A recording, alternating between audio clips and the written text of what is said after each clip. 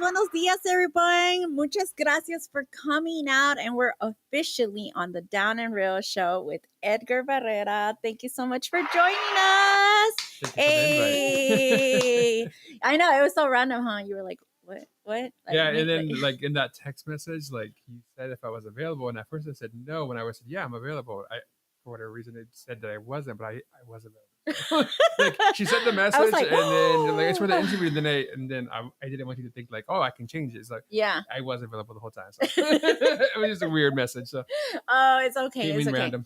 Well, like regardless, it's really an honor to have you here. I know you probably don't know much because like we don't really talk on the day to day, but guys, I really do admire just your presence in itself and your familia and everything that you do. I just want to let y'all know that y'all are like really doing a great job, and I just wanted to express that. So thank you for all that you do. Your wife, your kids, y'all are doing amazing. Keep going. And even when times get rough, just know that we go through certain things for a reason, right? Yeah. And but y'all are putting through, and you're setting an example, and regardless, you're touching people's lives. So I just wanted you to know that. Oh, thank you. But anyways, guys, we're here in Arlington, Texas, in Radio Metroplex, live in the Down and Real show with the CEO Diva. That's me. And today, I just really wanted to pick his brain. So he is an amazing realtor, guys. I met you a couple of years ago, and it's crazy because like it's just been one thing after another, and we're still here. I'm glad to see your familia grow. Our daughters work together, so that's a pretty cool thing. But I just genuinely wanted to pick your brain because I feel that como Latino, you're really representing nuestra gente, and the patience you have, like the way you talk, the way you move. So anyways, guys, today we're going to be talking about that. So make sure you stay tuned. And if you want to join in, let us know in the comments. I don't know where everybody's streaming at. So, wherever you're watching us, you can join in the comments and whatnot. And I will post his information so that way y'all can go follow him and whatnot. But you ready? Please, I love that. All right. So the first thing, let's talk about the beginnings. Like, ¿cómo creciste? ¿Dónde creciste? How are you raised? So my parents are immigrants. They're from Mexico. Okay. I guess my dad, he came to the U.S. with his wife. He went back to Mexico, I guess, on his own, and he met my mom. Ah. Yeah, y se la trajo. Okay. Se la trajo de Mexico. My mom didn't go to school. She's from El Rancho. Yeah. Like, up in the mountains, no education, no like electricity. those ranchitos de los ¿cómo es los cerros? Yeah. She had like no education. But all she knew, she had to go to work, and she had to go get out of the rancho to help support her family. She was the oldest. Anyways, so they met in Mexico, and for whatever reason, my dad convinced her to come to the U.S. And cuando llegó, she found out that he was married. No. Yeah. Oh my God, this is like a telenovela vibe. Yeah. Okay. So when she got here, she's like, well, what do I do? Like, no tengo familia. Yeah. No hablo inglés. Aunque hablo español, no puedo leer, no puedo escribir, no tenía familia. So what did she do? Yeah. She stayed with them. Yeah. So essentially, my dad would sometimes come home with us and sometimes come home with other family. Are you serious? Yeah. And obviously I wasn't there. Yeah, yeah. They were both okay, I guess, with it. Yeah. I mean, what else was she gonna do? Exactly. Exactly. So did the other one know though? Yeah, they knew, because obviously he would come home some days and not come home other days. So it was like just double family, double life, double everything. Yeah, and we lived like in two neighboring cities, so like we didn't really see each other, but we did. I knew them as my half siblings. I have 3 older half siblings. I didn't really talk to them at all. Yeah. Until recently, and then I had 2 half brothers that are close to my age.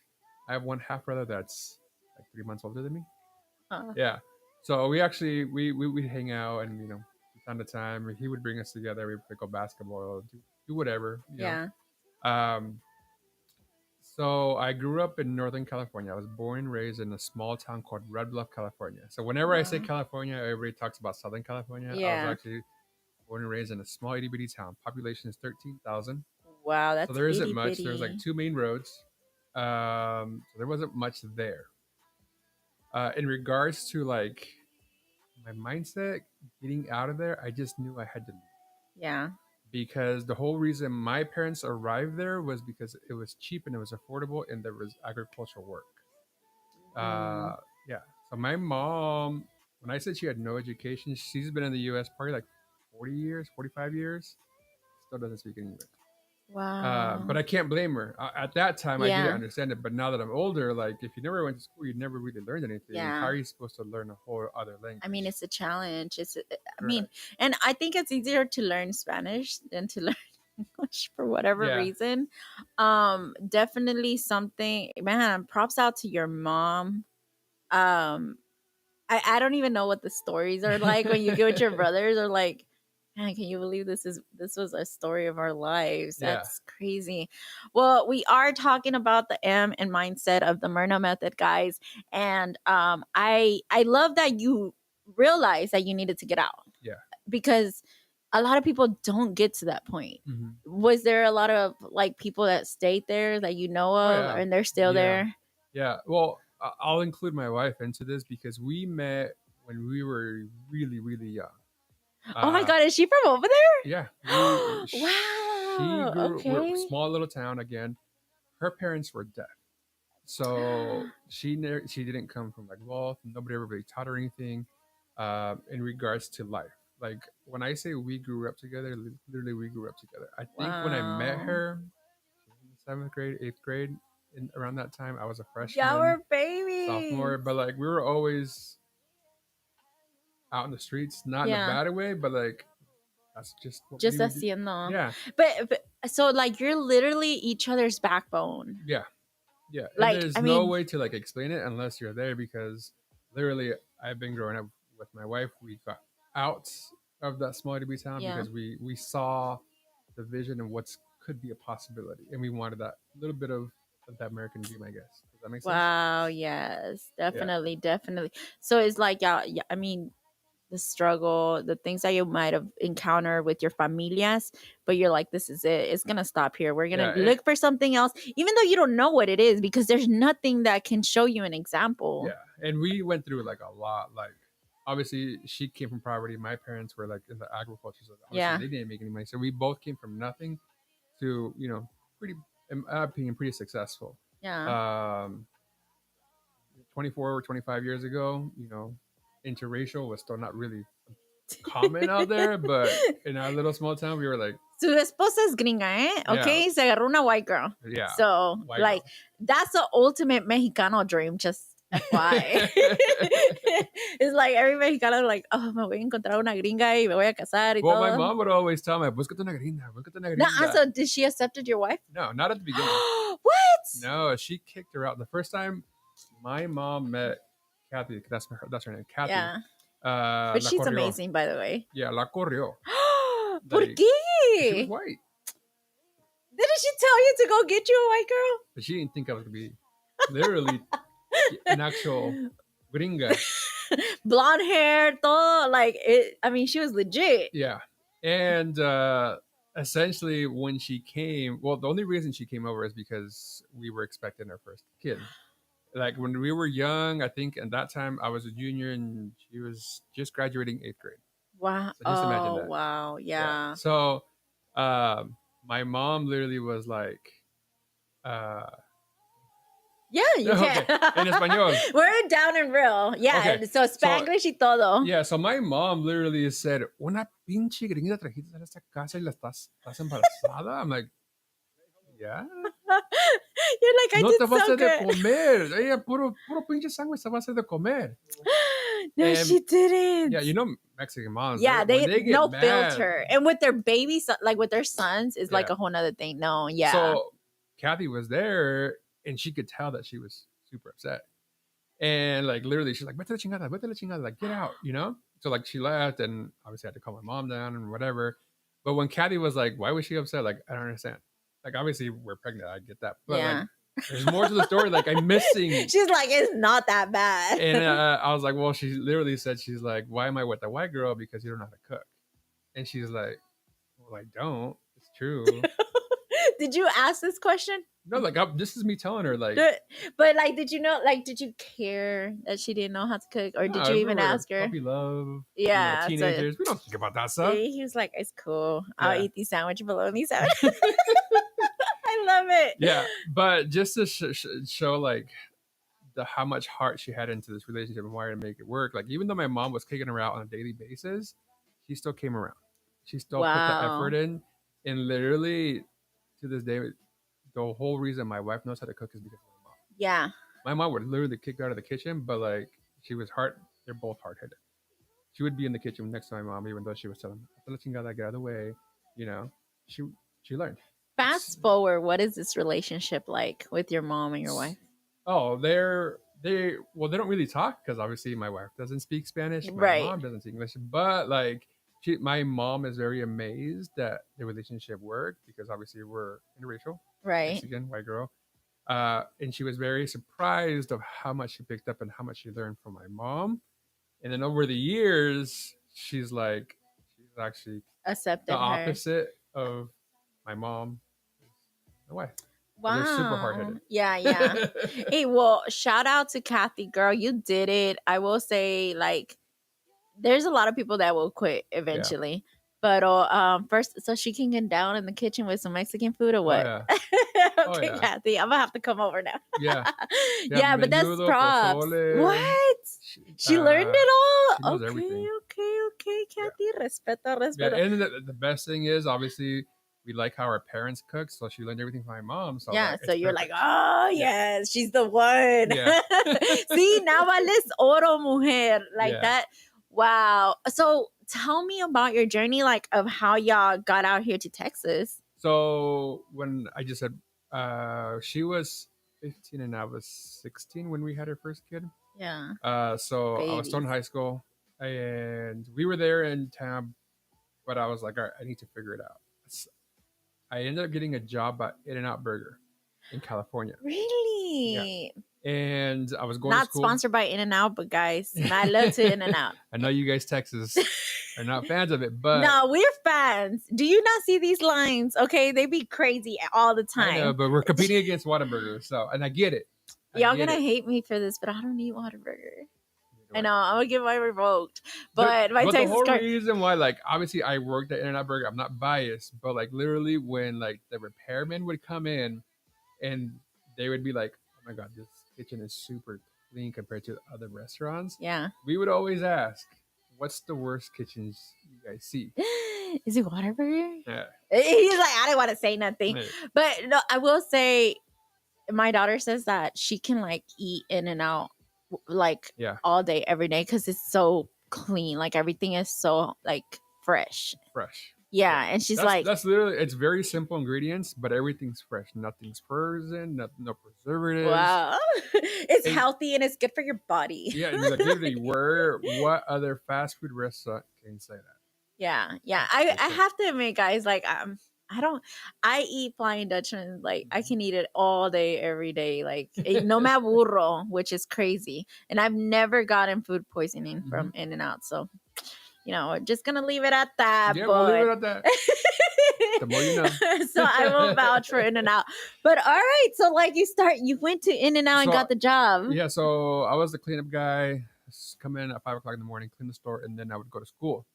So like even though I had a son, I was still going to school full time, working at In-N-Out full time. And then In-N-Out, if you don't know, they're family owned. So they don't grow as fast as other restaurants because they don't have any outside investors. So they only open about 10 stores a year. Oh. But when I was in the Northern California location, they started to expand north. So they would send me when I had time to go open a new store and I would help train. Wow. New associates.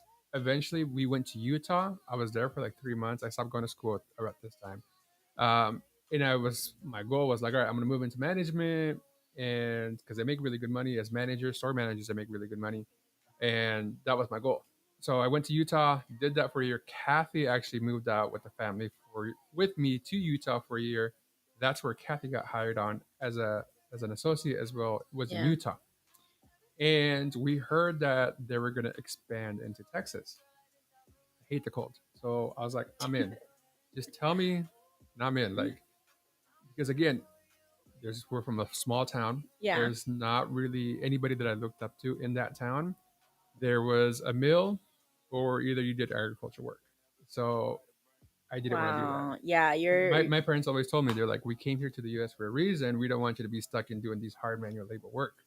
So they were okay with you moving out. Yeah, like, and obviously now they're like, well, we took a risk coming to the U.S. Like, why are we going to tell you not to move when you see the bigger opportunity? Because you have more opportunities than what they did because they. Right. So 2011 was they moved out to Texas, in and out, and they brought us.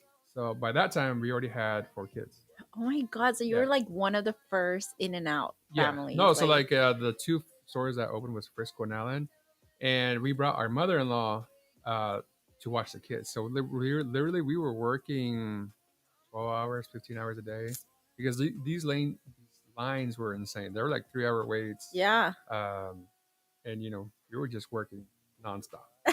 Nonstop. I know. I remember that. Like, I remember it was a big deal. Like, and now it was just, which I was like, it's okay, like California over here trying to invade and stuff. But no, once I tried it, I was like, yeah, this is good. Yeah.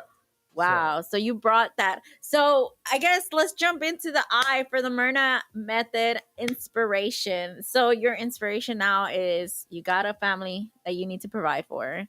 You need something bigger, better. You're looking for opportunity. You need to grow. You need to expand. And now you're here in Texas. And luckily for you is that you jumped into I want to say it's a great company, a great corporation that has really good benefits, pays well, and now is giving you that opportunity, everything that you're seeking for. Yeah. So now you're here. Now I'm here, and then I don't want to say bad things about like the corporate world, but like you gotta climb the ladder. Yeah. And my ladder has stopped. I wasn't growing anymore, and the one book that changed my life was Rich Dad Poor Dad. Okay. I was here in Texas. Obviously, I was going to work, doing my thing, but I wasn't moving up anymore. So I started just doing my own research of like what other things can I grow into.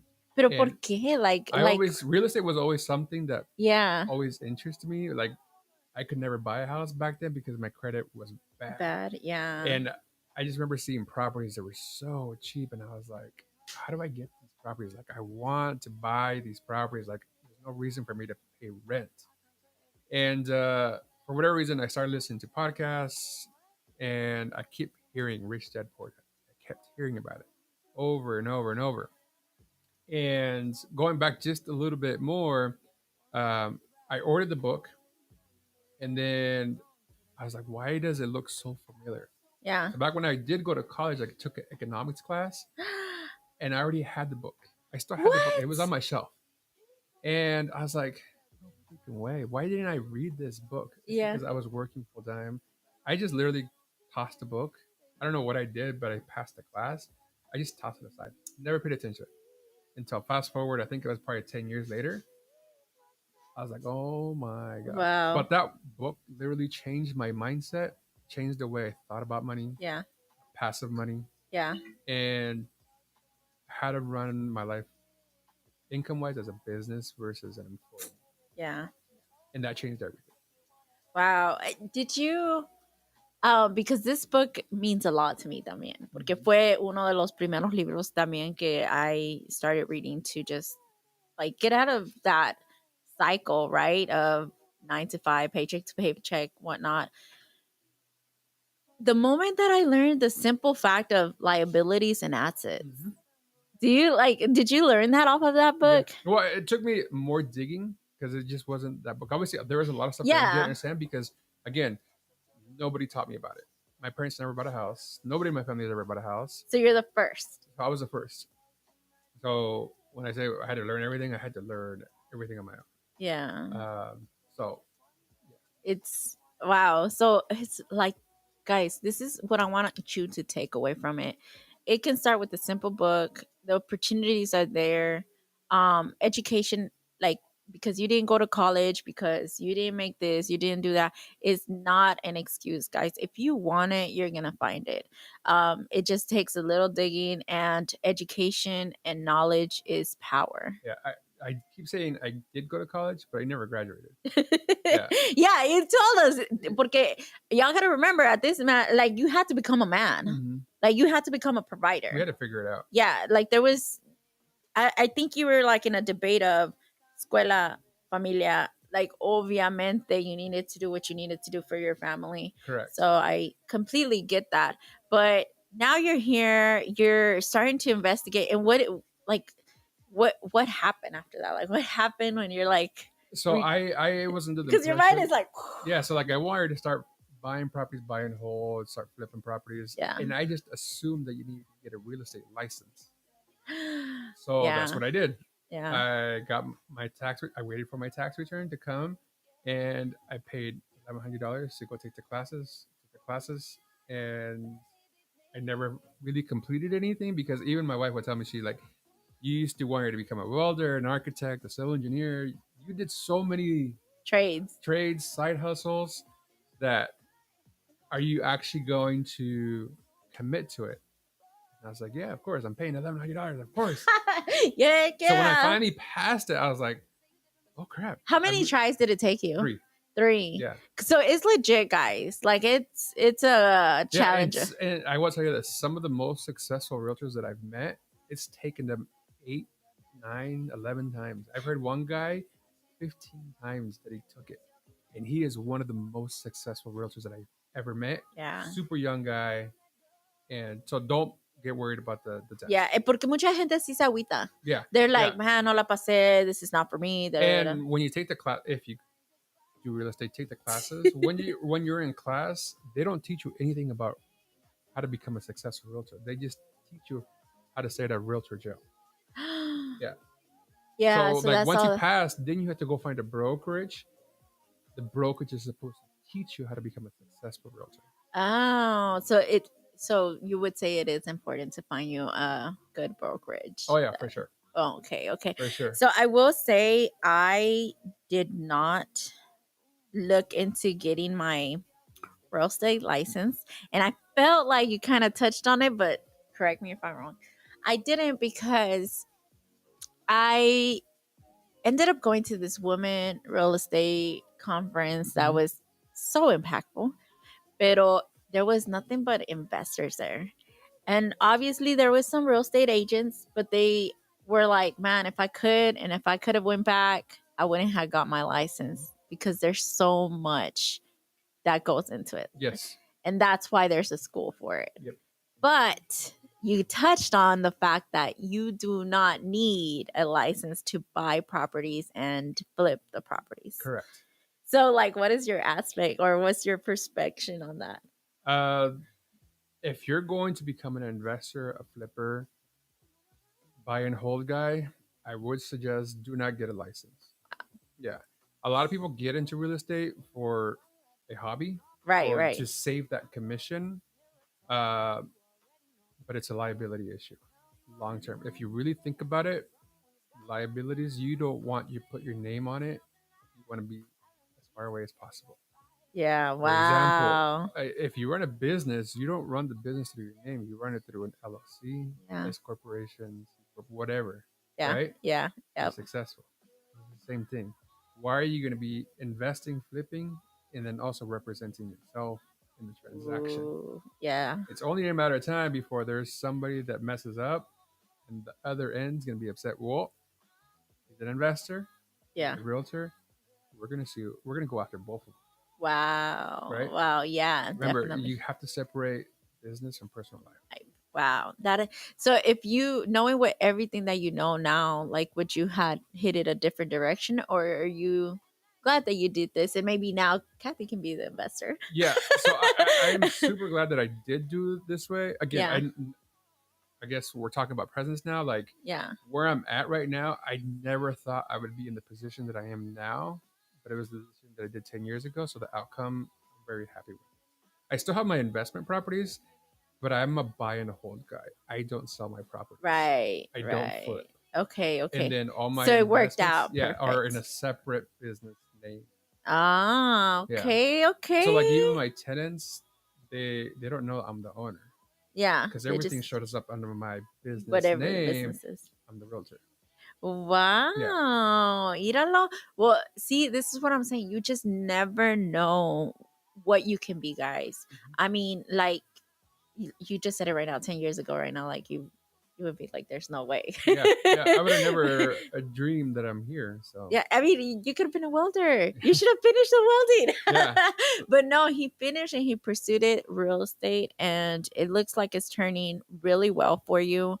I don't understand how you have so much patience to talk, but I did see that a lot of people said that on the reviews, because I did a lot of digging, like,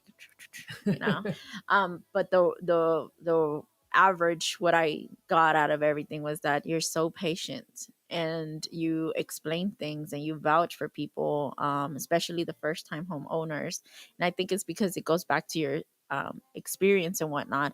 So let's jump to the R, guys, for respeto, and the MIRNA method. And I want to know, how did you gain, the respect of the community, of the people around you, and what was that like? So I'm going to credit it back to, part of it was In-N-Out Burger. Yeah. Because I was training people. So In-N-Out trained me how to train people. Ooh. Everybody has a different personality. Not everybody's going to learn one way or this way. There's all kinds of ways. And the company taught me that. Yes. And if you actually know me, I'm actually a very quiet and reserved person. I know, that's what he told me the first time I met him, but I was like, ¿a dónde? Estaba like en medio de todo and everything. But yeah, you did tell me that you're a very quiet person. Yeah, so I consider myself an introvert, but I've learned you have to get uncomfortable to keep going. Yes. And I think you mastered it. Yeah. You mastered it. Yeah. And just like you were surprised when I tell that to people, they're like, nah, there's no way. No, because and you know what, I will tell you, I noticed the most recent uncomfortableness that I've seen in you has been you getting out of your shell and started doing videos. And started getting into the trend of walking people through the property through virtually, right? And I think the first videos, I can tell that you were like hesitating and this and that, but now you're like, but now you've grown. Now it's something you could probably give others advice on. Just get out there and do it. Like, just walk, just to show them this. So my first brokerage that I was at was like Keller Williams, and they're known for their training. And over time, I kept taking the classes. So that's why I learned so much. Yeah, was through their systems and process about becoming a realtor. Eventually, I started teaching those classes, and my broker, my boss for that office, she was the one that kept pushing me. She's like, "I know you're a quiet person, but you should be teaching this class. You have enough experience to where you should be teaching these classes." And way out of my comfort zone, of course, because I've never taught anything. I hate standing in front of an audience. I would always hate it when I was in school. Never liked it. I had to get out of my comfort zone. Yeah. So I did it. And then eventually I started teaching classes. I mean, you've been doing it since you left your town. Yeah. I mean, like, since you introduced Kathy. Like, that was like one-on-one. Like, I can handle one-on-one problems, no problem. But like when you're in front of a group of 30, 40 people, you get nervous. But now it's no problem. So get out of those comfort zones. Don't think that you're going to fail. Even if you fail, get back up and do it again. And most people don't notice. Yeah. Even when, I think we're our worst critics, right? And I just want to give a shout out to Monica Trevino. Hey, beautiful. And Vanessa, buenos dias, girl. Sylvia said yes, in and out. Of course, I see you. And then Julie, gracias for tuning in. Definitely something that we're talking about is real estate. And honestly, this was not the direction you were planning to go. I love how we're tying in and real estate, because I think In-N-Out is more like it really involves your familia. Yeah. Like it has brought your family together. Like, I mean, have y'all had the In-N-Out burger come out to you for a family party? If you guys don't know, my wife still actually works there. She's almost at 20 years for In-N-Out Burger. Yeah. She doesn't work as much. She only works like once or twice a week now. My daughter works there. My son works there. So yeah, it's a family thing. That Were they excited when they got their job? At first they were like, no.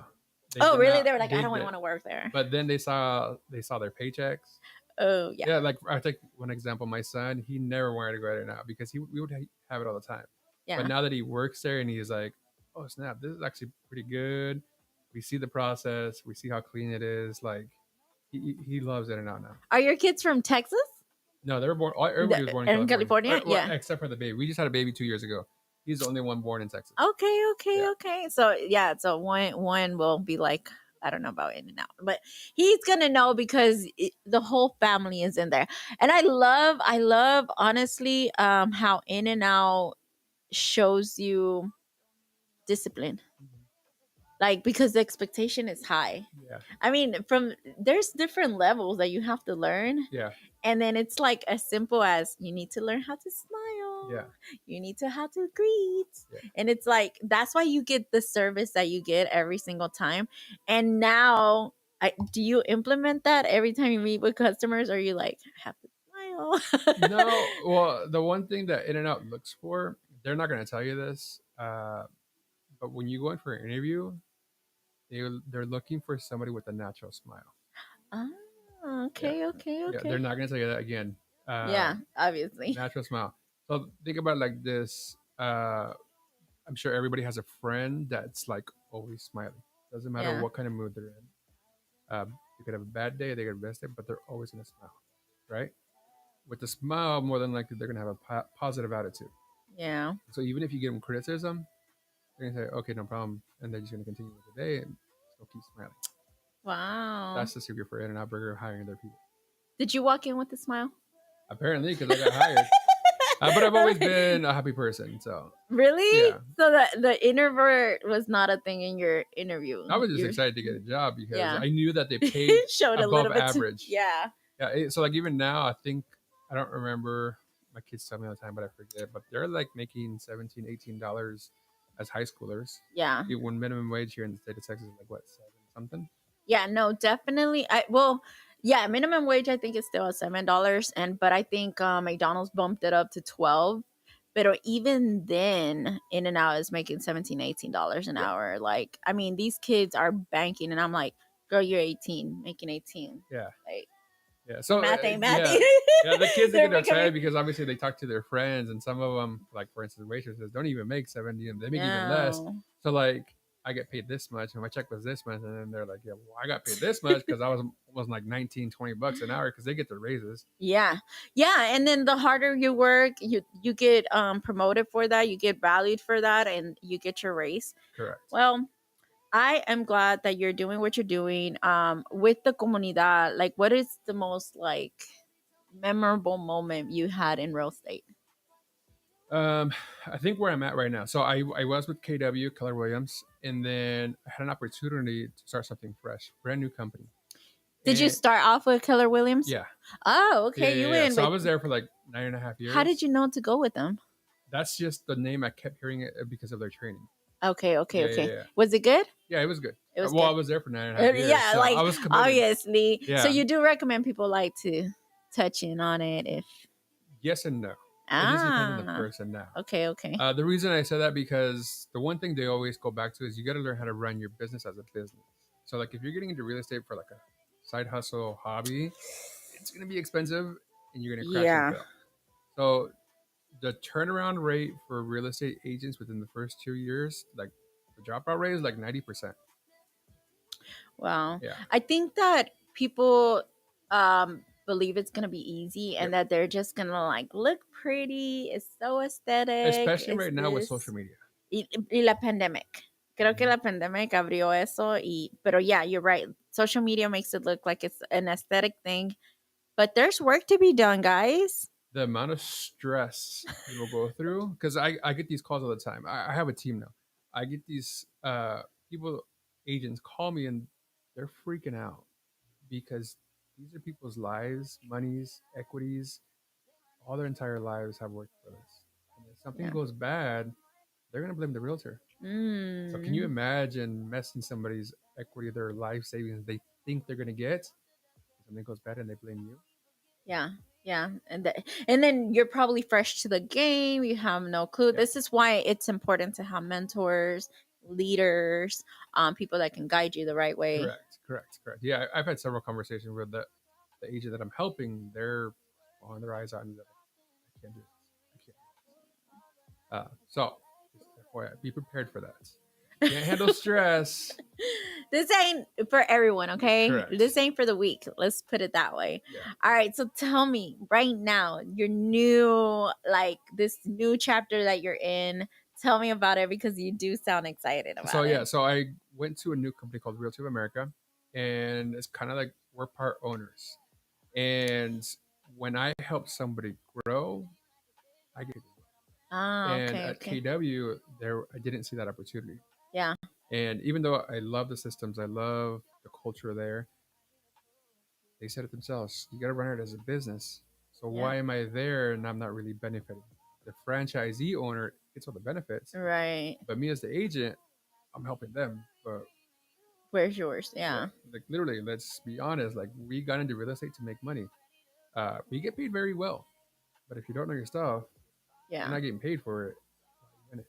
Wow. Right? Yeah. Everybody always wants, give me the homie discount, give me the hookup, right? ¿Cuál homie discount? By the end of the day, yeah. I got a family, I got a mortgage, I got insurance, I got taxes. If you my homie, you're gonna support me no matter what. Yeah, so. We ain't custom no prices over here. Yeah. Okay, so like how did you get, wow, look at our views. You see that?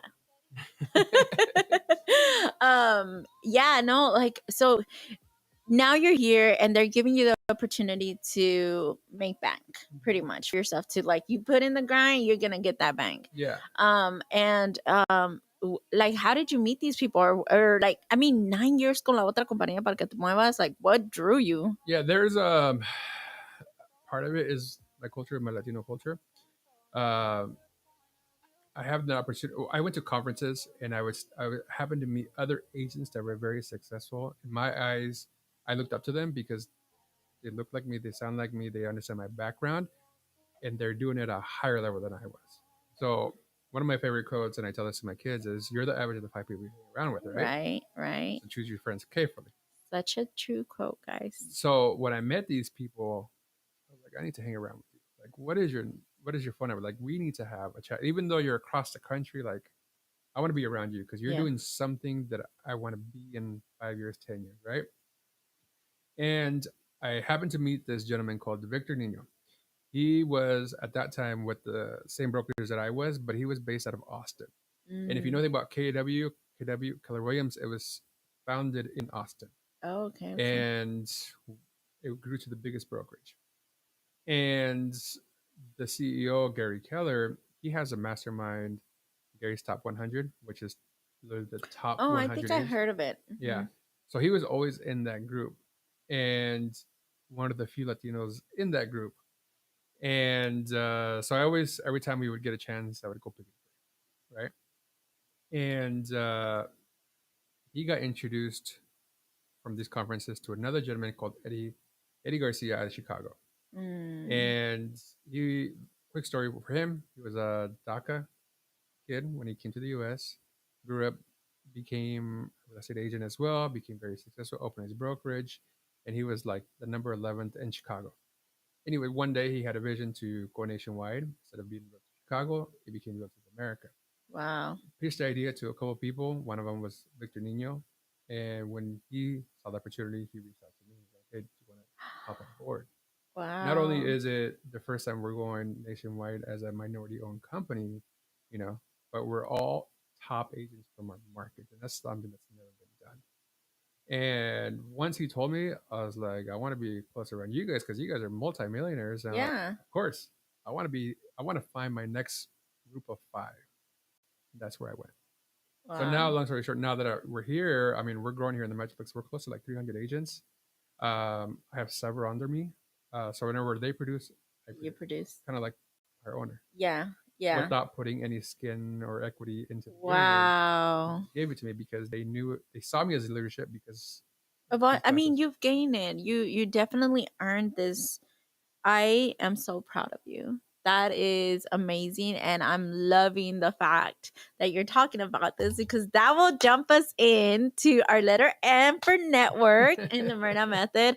And this is exactly why this is so important to me, because networking, you expand your mind, you open yourself to different opportunities, you put yourself in places that you would have never been before. If you stay going to the same coffee shop, you're never going to grow from there. You're going to see the same people. Actually, my last guest said it herself. She was like, if you keep networking with the same people, at that point, you're just hanging around for coffee, for drinks, literally. But you're not there to network because you're not talking about new ideas. You're not talking about growth. You're not talking about elevating, and you're not introducing your business to no one else, right? And so you went out your way, met these people, and now you are taking that rule of making sure your 5 people around you are the people that are inspiring you. Yep. Because since you are going to be that 6th person, you are going to become exactly what those 5 people are. Yeah, another way to explain it too is like when I would spend airfare, hotels, just an entry fee to get into these conferences. Some of these conferences are like $1,000 just to get in. Yeah. That was my question. Like, what's the most expensive one you've gone to? Well, like I see it as a business expense, obviously tax write-offs. Yeah. Not a tax advisor, but it's a business expense. Saying. But my wife would see it like that's just money that you're wasting. Oh, and I would have to explain. I was like, no, because I'm getting into other rooms to meet these other people. And yes, I've heard what the speaker has talked about, but you're hearing it a different way. My mind is different from 6 months ago, a year ago, 3 years ago, 5 years ago, 10 years ago, 20 years ago. Yeah. It's consistently changing it, but I have to consistently feed it. Wow. Yep. Okay? Yep. And that is when you're in these rooms, that's when you're meeting these other people that are thinking like you. The greatest setback that I see a lot of people is a lot of people tell me they're like, well, I don't want to lose my friends. What is your advice on that? What goes through your mind when people tell you that? You have to pick and choose your pain points, right? Yeah. If you're wanting to be successful, I'm assuming your friends want to be successful with you, right? But if you're like going out every weekend and drinking, and that's the whole goal, like not talking about business, are those really your friends that are encouraging you to help you successful? If they're your friends, they're gonna be like, hey, let's go. Myrna, we're gonna go to this networking event. Yeah. You meet 5 people over here. I'm gonna go meet these 5 other people over here. And at the end, we're gonna collaborate. We're gonna have a business meeting about what we learned. We're gonna hold each other accountable. Yeah. Right? Yeah. That's the difference. That gave me chills. Me and Edgar met on a networking event, on my first ever networking event. I don't know what I was thinking, honestly, but I just found that it was so exciting that I was meeting all these people, and to even I was just brought to what networking was. Mm-hmm. It was like the word networking. I thought it was like, si sabes como like el sistema de la computadora. I thought that's what a network was. So like I was getting invited to all these networking events, and I was like, we're going to look at computers? What are we doing? Like, no entendía. But when I ever went to my first one, I was so amazed what people can do when they come together. And I was like, I have to make one. I have to make one. And I'm so grateful because I met you. Mm-hmm. I met you there. And I'm so grateful that you came out. Te lo agradezco, te lo agradezco. Te agradezco porque viniste al otro que hice. Like, I really appreciate it because you know what? Now your connections become my connections. Yeah. I see what you're doing online. I see, like we might not talk on the daily, but I'm rooting for you. I really am. And I see the things that can be possible for you. You said it right now.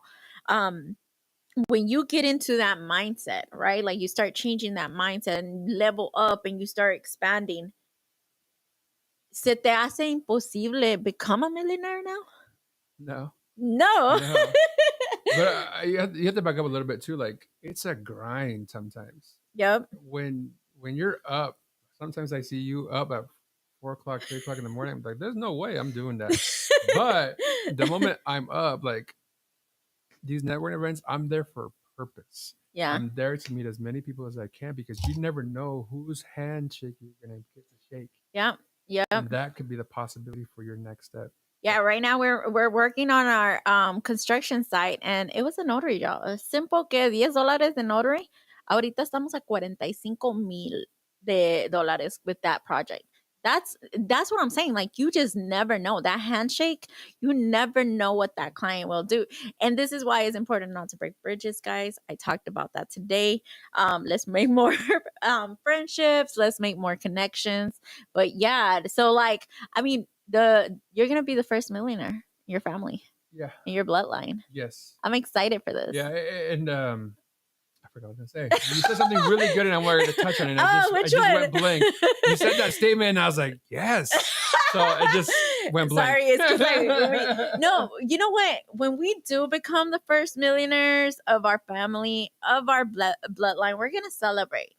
Like when we say, like, all right, we did it. Let's do this. We're gonna celebrate. I don't know if we're gonna get a yacht. I don't know what we're gonna do. Literally, my CEO Eddie Garcia, that was his whole purpose of it, and that was like seal the deal. He's like, my goal is to make 100 millionaires. Yeah. You guys, I wasn't sitting in the audience. He's like, you guys are gonna be part of that. And that's it. You are. And I was like blown away by that because nobody's ever really told me, like, pointed me out like that. Yeah. But to see somebody that looks like me, the whole reason I wear a suit now is because of them. Like, wow. I mean, we're me and real estate agent, we're dealing with multi-thousands of dollars on a daily basis. Why aren't you dressed apart? There's some that are like flip flops, sandals, like shorts. Sí, dressers. Muy apenas. I'm not trying to be judged, but like, that's not representing. Well, you know, one of the things that I had to start doing was dressing like the version of myself 10 years from now. Mm-hmm. So if I dress like a 40-year-old woman, guys, I'm just saying, it's because I want to be her. Mm-hmm. I want to, and it was funny because I was like, I need to keep it simple. You know, I'm not trying to like overdo it or nothing, but I really had to change the way I was dressed because I needed to gain the respeto of gente because I want to walk in that reality, right? Already. I want to be that millionaire already. Every time my head wakes up and I'm going through the day, I want to be, okay, ahora, ¿qué vamos a hacer para agarrar estos millones? Mm-hmm. ¿Qué vamos a hacer to be successful? ¿Qué vamos a hacer to leave that legacy? What are we going to do para nuestra gente? You know, like, so that's what, like, that's why I have to wake up. That's my grind. So entonces, it starts with believing that you can do that. And when you have somebody pointing at you and saying, y tú vas a ser un millonario because you have to, like, that's it. That's the direction you're going to go through. Yeah. That's it. That there's nothing more. That's the direction. That's the path. Mm-hmm. And that's, you've been like, yeah, I accept. I accept. You keep pointing it to like your head, but that's another big thing. A lot of people don't think about it until they're in the space, but it's change your mindset. Mm-hmm. Mm-hmm. You have to change yourself. You have to feed yourself positive reinforcement. So like me dressing up in a suit, yeah, not only I look good or look better as a business person, but I also changed my mindset because I'm telling myself I wouldn't be successful today. I'm not dressing in a suit just cause.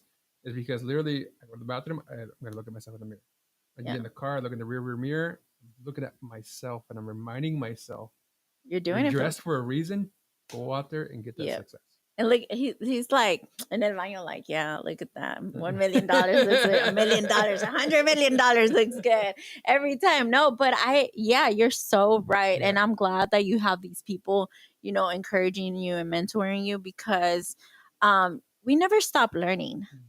Like, quiero que sepan que if you think that you know it all and this and that, nah, it doesn't work like that. We're on the constant movement of learning, but we have to allow ourselves to educate ourselves. And I think we jumped in on it, but let's talk about A for action, guys, in the MIRNA method. It's definitely $1 million are not just going to fall in your lap. until it does. But it's going to take a lot of work. Yeah. And you talked about it. Like every day, what does your everyday today look like? So as me as a realtor, part of it I teach classes or I have one-on-one times, but I know I have to make a certain amount of contacts. Ooh. Contacts meaning I have to reach out to a certain amount of people to find my business. As a real estate agent, I am not 9 to 5. I don't get a check every 2 weeks, every week. I don't clock in, none of that. I'm strictly commission based. So the more people I reach out to on a daily basis, the more successful I'm going to be. So my goal is about 10 to 15 people a day to have some type of conversation about real estate. Wow. That's going to turn into something else, something else, something else. And it's going to give me a daily routine of what I need to do. Now that I'm in this leadership role, I usually every Mondays I teach. I'm in a classroom setting, and I'm an open book guy. So meaning, if you're in real estate, you're more than welcome to come by and pick my brain. Or if you need help with a contract question, legal question, whatever that I can answer, I'm there. I don't have nothing on the books. I show up at 12. I'm asking whatever you want. But other than that, the rest of the time, I usually have an appointments with buyers or sellers in the afternoons. Late evenings is when I'm showing the properties. Yeah. So like today, after I'm done with this, I'm going to lunch with a lender. Okay. After I'm done with that lender, I am meeting with a seller to put his house on the market. We're going to go over the contract one more time, just so he fully understands the contract before he signs. Y lo haces en inglés y en español. So the ones today, they're actually Puerto Rican. Ah, Even though okay. they speak a little bit of English, they still want me to go there. The contract's in English. I'm still going to translate everything in Spanish. Wow. Yeah. And that's a flex, guys. It's definitely something that we need because I love that the real estate world started prioritizing providing knowledge to nuestra gente, enseñándoles like no es el fin del mundo. Yeah, if you guys want a little bit more knowledge of like the Hispanic and the real estate world, plug into NAREP. Okay. Yeah. Okay. That's their whole goal is to educate the Latino community with real estate. I want to know, like, if somebody wants to meet you, where are they able to meet you? Like, where can they find Edgar? Like, man, like, I love this guy. This guy's on it. I want to be like him. Where can I find you? The best way is just shoot me a DM on Instagram, Facebook, TikTok. Sold by Edgar. Okay. Sold BY, not by like by me. By, sold by Edgar. Okay. Just give me a follow. Shoot me a DM. I'm always answering my phones. So once we meet your DM, just make sure you're not a weirdo.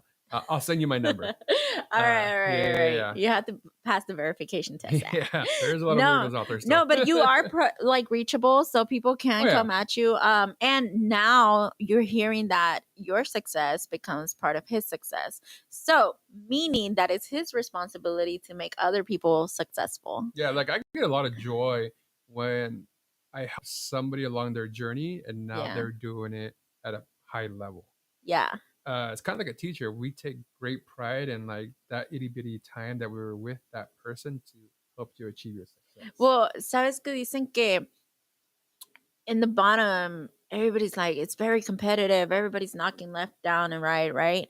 And they're like, once you get to the top, it gets very lonely. But I don't think it's necessarily that it gets lonely. It's more like everybody's willing to help everybody. So it's really quiet because you ask for something, you get it, and you stay focused. And you grow and you success, and then you do it again and you give it that knowledge to someone else. Yeah. And so I think that that's the part where you're in right now, where you're getting to meet people that want to see you be successful.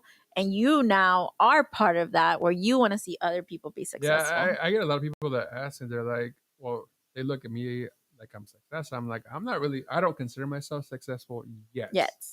But I want to make sure I want to bring you along with me. Yeah. It's the grind. It's a grind. You know, like right now we're doing amazing things with my company, but I'm like, until I see it liquid, I'm not a millionaire. Mm-hmm. Like I need to see this liquid. And I want to make sure that, like, right now the payroll is so insane, and I'm like, nah, I don't want to struggle at all. Like I want to be able to drop that money, right? And so right now I'm still growing. Yeah. I'm still in the grind mode. I'm still in the hustle, and I think you understand that. Like, that's what you're meaning. Like, we're still in the process of elevating, but that does not mean we cannot bring other gente with us. Yep. And show them the ways and keep them from doing the mistakes that we did, right? Yeah. And if somebody comes to you, they're like, oh yeah, I just want to get into real estate because I want to flip homes and I want to do, you'll be like, well, consider not becoming a real estate agent. Consider. Yeah, there's many avenues in real estate success.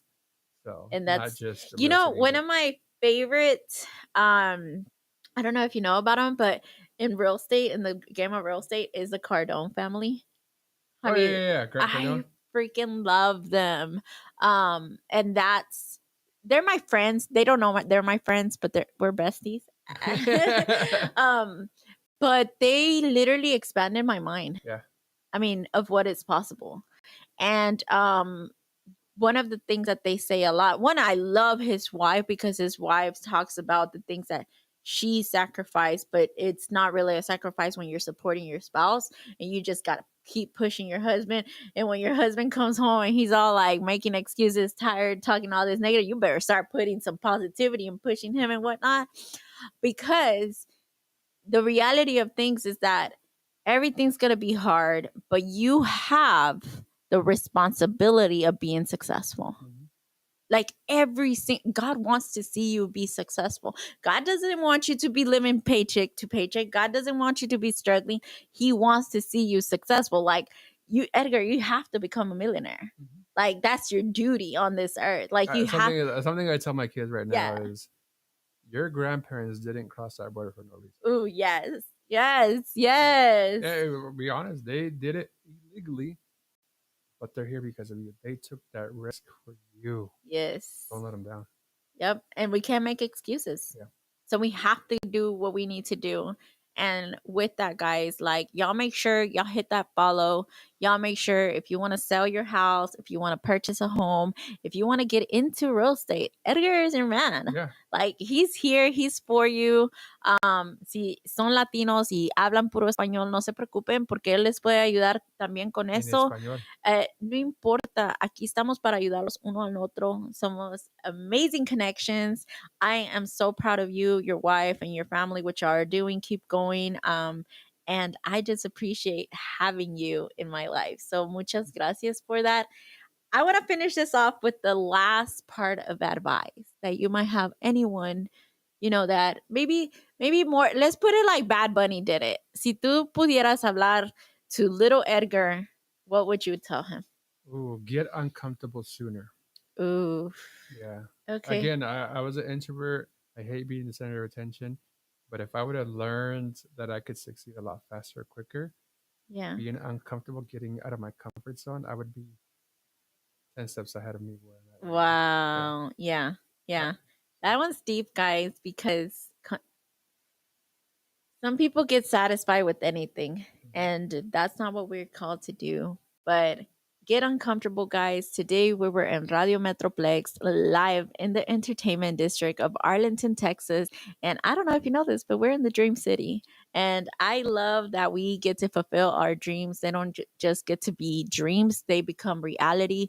And so don't worry, guys, what is going around you. Don't worry about leaving people behind, pero el change is real. And Edgar is a great representation of that. So make sure you follow him, get into his DMs. Don't be a weirdo. Just get into his DMs and start following, start trying to figure out how to connect.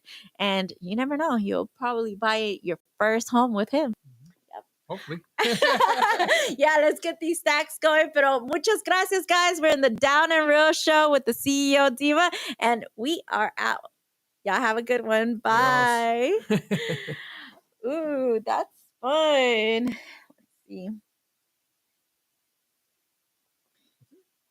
Let's see. That's it. We're wrapping. He's just gonna close out.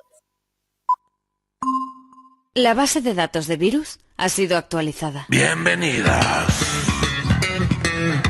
Comenzamos. Radio Metroplex. Presentando. Radio Metroplex. La mejor programación. En vivo. Desde Arlington, Texas, la capital del deporte, los espectáculos y el entretenimiento. Radio Metroplex. La mejor plataforma